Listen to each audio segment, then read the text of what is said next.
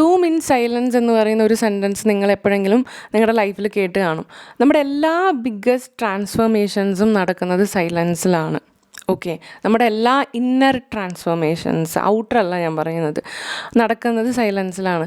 അപ്പോൾ മനുഷ്യർ പലപ്പോഴും അതിന് പൂർണ്ണമായും അനുവദിക്കാറില്ല, ആ ഒരു ട്രാൻസ്ഫോർമേഷൻസിന് അനുവദിക്കാറില്ല എന്നതാണ് സത്യം. കാരണം അവരുടെ ഉള്ളിൽ ചേഞ്ചസ് നടക്കുന്നത് അവർ റിയലൈസ് ചെയ്യുമ്പോൾ അത് അബ്നോർമൽ ആണെന്ന് കരുതി പെട്ടെന്ന് തന്നെ മറ്റുള്ളവരായിട്ട് ഷെയർ ചെയ്യും, അല്ലെങ്കിൽ മറ്റുള്ളവരായിട്ട് അത് പങ്കുവയ്ക്കാൻ ആഗ്രഹിക്കുന്നവരാണ്, പറഞ്ഞു കളയും അത്. ഓക്കെ, സോ ഇത് വന്നിട്ട് കുറച്ച് ഇല വരുമ്പോൾ തന്നെ പശു വന്ന് കഴിക്കുന്ന പോലെയാണ്. വീണ്ടും ഇല കുറച്ച് വളരും, വീണ്ടും പശു വന്ന് കഴിക്കും, വീണ്ടും ഇല വളരും, പശു വന്ന് കഴിക്കും, അങ്ങനത്തെ ഒരു ഇതാണ്. അപ്പോൾ ഒരു ഫുൾ ട്രാൻസ്ഫോർമേഷനിലേക്ക് അവർ എത്തിപ്പെടുന്നില്ല, അല്ലെങ്കിൽ എത്താൻ ഒരുപാട് ടൈമാവും. സൈലൻസിലാണ് നമ്മളുടെ ഇന്നർ ട്രാൻസ്ഫോർമേഷൻ നടക്കുന്നത്.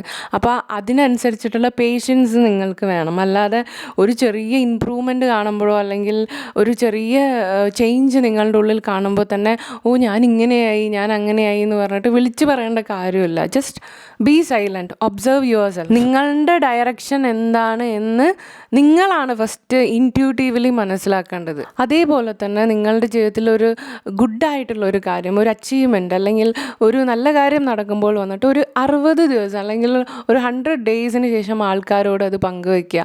കാരണം നിങ്ങളൊന്ന് ആലോചിച്ച് നോക്കിയേ, ഒരു ഐഡിയ വന്നിട്ട് ബ്ലൂം ചെയ്യുകയാണ് നിങ്ങളുടെ ഉള്ളിൽ, അല്ലെങ്കിൽ ഒരു ട്രാൻസ്ഫോർമേഷൻ നടക്കുകയാണ്, ഒരു സീഡ് മുളയ്ക്കുന്ന പോലെയാണത്.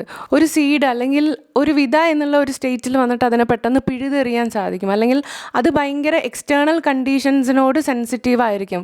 അത് വെതർ ആവട്ടെ, അല്ലെങ്കിൽ സോയിൽ ആവട്ടെ, മനുഷ്യരാവട്ടെ, അത് ഭയങ്കര സെൻസിറ്റീവ് ആയിരിക്കും.